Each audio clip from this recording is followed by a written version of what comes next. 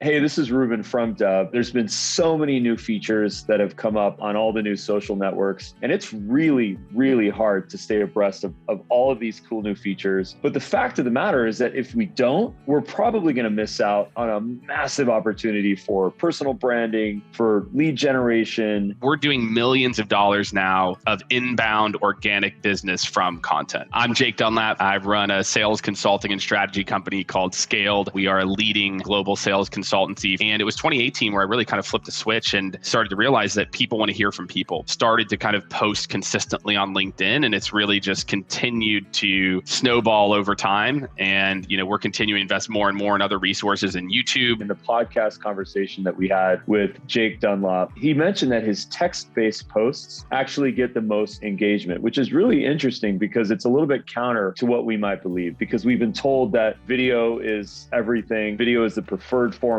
You go to social media to go sound bites. How I knew that was the right path is like all these things triangulate. It's like, well, why do you go to social? Then looking at, oh man, text only works. So people remember the videos. People remember that. They're like, oh, Jake, yeah, I've seen your videos. Even though I do videos at, probably 15% of the time. In a lot of the posts that he does, where he goes text only, he actually gets the most engagement. It's this idea of chasing the algorithm. The number one piece of content everyone should be doing on LinkedIn right now is polls. Dude, polls, if I wanted to I could easily get 1 million views in a couple of weeks if I did like 2 to 3 polls a day. Because what LinkedIn did, they made a massive change to the algorithm where they started counting votes the same way they counted likes and comments. And so the algorithm thinks that it's a bunch of likes, the votes. So if you do some kitschy polls that get, 1,000, that's the same as, because it's so hard to get 1,000 likes on a post, right? But getting 1,000 votes is actually a lot easier. When Instagram came out with carousels, a lot of creators realized that if we use carousels, then we can kind of tap into this additional viewability that the Instagram algorithm might afford to us. I think the same thing is happening with LinkedIn polls. The thing that's really interesting about LinkedIn polls is that when you host a poll and people answer the polls, you actually can collect all the data, what the person's name is, what their title is, where they work. This almost disrupts,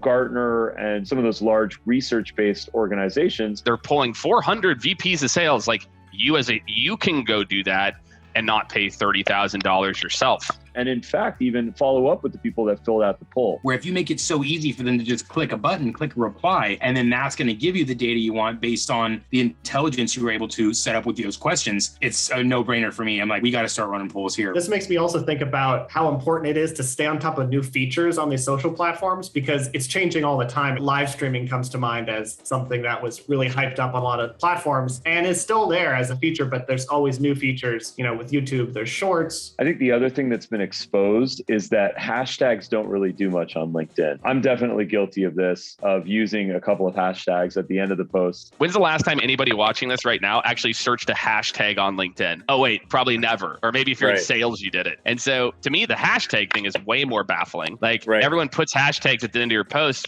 Why? Nobody's searching it. Nobody's searching maybe if you're doing like hashtag hiring or something like that, you know what I mean? Like maybe. Generally speaking, I've heard feedback from people that LinkedIn engagement is just overall, it's low. And I think the reason why that's happening is because there's more advertisements on LinkedIn now. More people are posting. Before it used to be less than 1%. There was 700 million people on LinkedIn and only less than 1% of those people were posting. I think the word's out now. Word got out that by posting on LinkedIn, you create this opportunity to build your brand up, both your personal brand and your corporate brand, and then quite frankly, generate leads for the business. Now, the other paradox here is that everything that we've learned in marketing is to drive the conversion, to drive the call to action, to always have a follow-up path, to build the funnel, to get people to go to the next step. That's what we've been trained in our mind to set up that funnel. But in actuality, now people have become desensitized to it and they sniff it out, they smell it out. If something is salesy, they run. It's a survival mechanism. It's a fight, flight, freeze response where some of the folks that are just staying, 100% organic, 100% value oriented, knowing that if people are interested, that they will reach out. Those are the types of people that it seems like are driving the most engagement now. We've been that sort of company from the beginning, right? Where we put content out there, we create value, we try to build the best product that we possibly can. And we hope that when people see this and understand it and experience that value, that they see that and they continue to come back. Now, some of the most successful folks on social platforms are seeing that inbound. They're seeing the influx of leads coming in as opposed to what traditionally they might have done, which is outbound. And I think what's really interesting about this is that when you have a lead come from inbound versus outbound, the chances of that lead converting into an opportunity or a sale is dramatically higher because they took the initiative. They've already done the research. They might already have trust. Maybe they saw a video of you. Maybe they went to your website. They've done their research. So they're sort of like pre-framed. After 6 months of doing it, when we started to get inbound leads from people saying, we closed a 6-figure deal with a woman who came inbound. The very first call is, I don't even know what you do, but I think we need your help. And I presume that the biggest objection that people might give is, I don't know what to say on social posts, and I feel like an imposter. And that is something that I think all of us have to overcome. A lot of people feel like they're being egocentric if they're constantly posting on social platforms. I knew that this was the right strategy. So I didn't need their validation.